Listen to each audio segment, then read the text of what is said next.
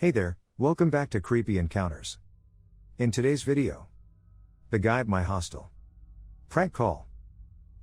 This happened in summer 2018. I was 22 and that summer was lucky enough to get a summer internship in London and found a dorm-type housing situation. The company generously provided a housing stipend to all interns who were traveling a certain distance from home. So keep in mind my job is paying for this. The building I lived in was in Green Lanes and meant for PPL who were in London short-term, typically students. You could pay rent week by week.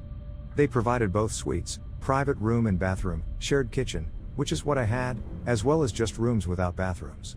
The following details about how the building was set up are kind of important, so please bear with me. To get into this building, you had just one key card, which unlocked entrances to the building, your hallway, as well as your suite or bedroom, but not to any other hallway. To get into the building, you had to enter a metal gate from the street, W/key card, onto the property, which also included a little backyard and bike racks. Then you'd use the key card again to enter the actual building. You'd use it again for the elevator, go to your floor, swipe into your hallways, then swipe into your room. With all of that out of the way, I can proceed to the actual creepy encounter. So I'd been living there for about 3 weeks and even made a great friend from India who was in London doing a 6-month pastry course at some hotshot baking school. Me and her hit it off the second we met. We'll call her Priya. She and I, as well as another of our friends in the hostel, a 30-year/0 man from Spain in London on some marketing training course his company was paying for, made a ritual of gathering each night to smoke, drink wine, watch the World Cup and generally chill. We had a really great little trio formed. They're both great people. So the night this all went down was like any other. I came from work, got off the bus on my block and was approaching the first metal gate to my hostel. Standing there at the door is a man, about 30 to 35 years old with very unique hair. I'd never seen him before, but PPL came and went all the time in this place. He was fiddling with a magnetic key card just like mine. I knew he belonged there because the keys had the building's logo printed on them, so I could tell that it was, in fact, just his key card's magnetic strip malfunctioning.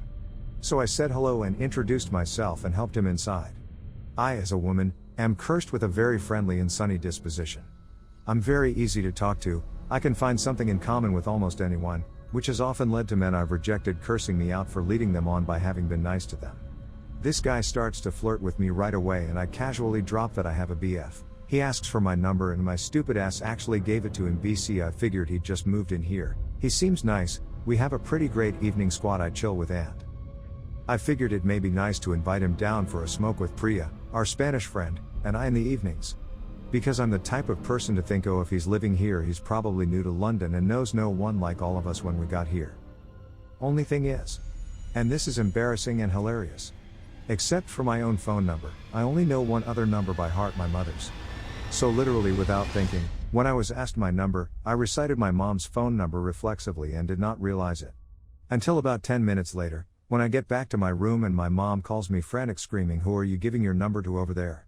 And I instantly understood what just happened, and was like, oh my bad mom, I did the phone number thing again, to which she responds, that's good and fine, but who the frick is he? You need to stay the frick away from him.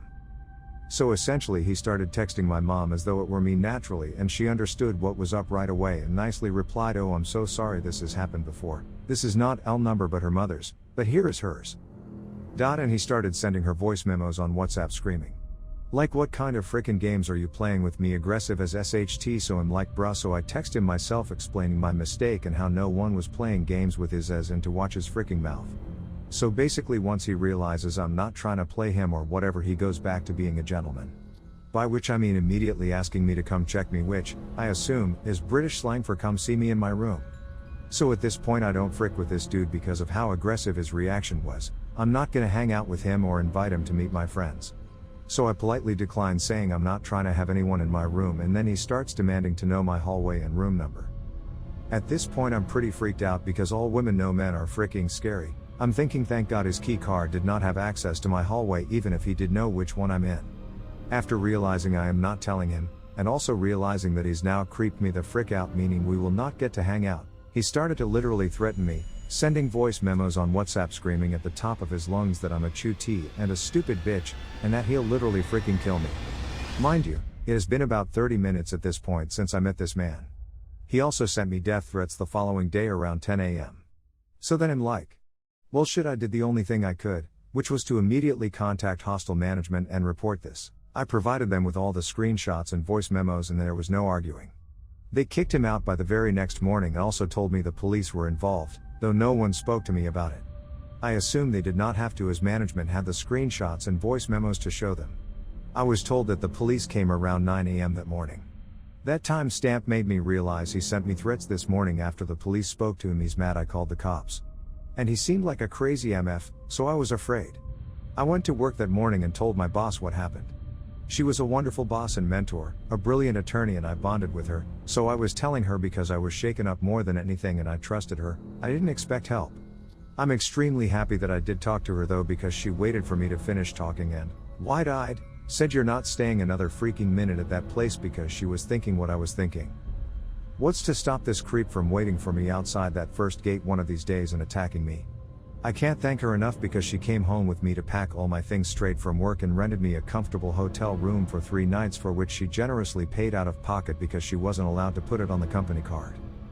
Within that 3 days, she helped me find a very nice Airbnb apartment that I shared with one very nice roommate for the remainder of my time in London, and it actually ended up being cheaper than the hostel, unbelievably, because the hostel was in Green Lanes and this flat was 3 minutes walk from Old Street Station.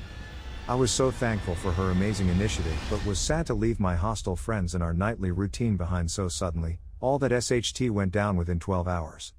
In the following weeks, Priya did, in fact, see this guy lurking around that building several times, as he was easy to spot by his aforementioned very unique hair.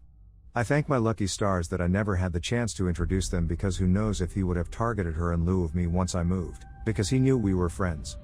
I'm very lucky to have had the incredible boss I had, who went above and beyond to keep me safe. When I was young, around 1999 to 2000, I used to prank call random strangers. I would dial random numbers, and when someone answered I would scream silly things and then hang up. Then one day, this person I just pranked called back right after I hung up the phone. I thought, oh, he has a caller ID.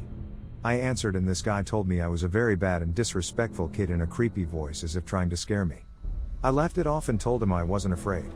He then started telling me he knew me, my parents, and where I lived. I thought it was impossible because his number was randomly dialed. He was a total random stranger.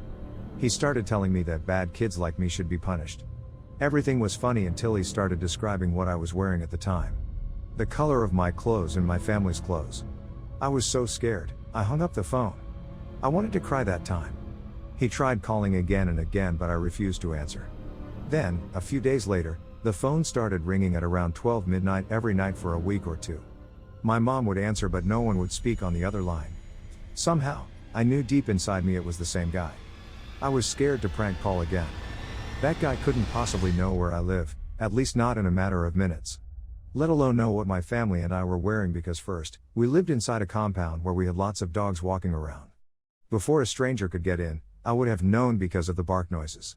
And also, I am in Southeast Asia, we did not have very high-tech gadgets at the time.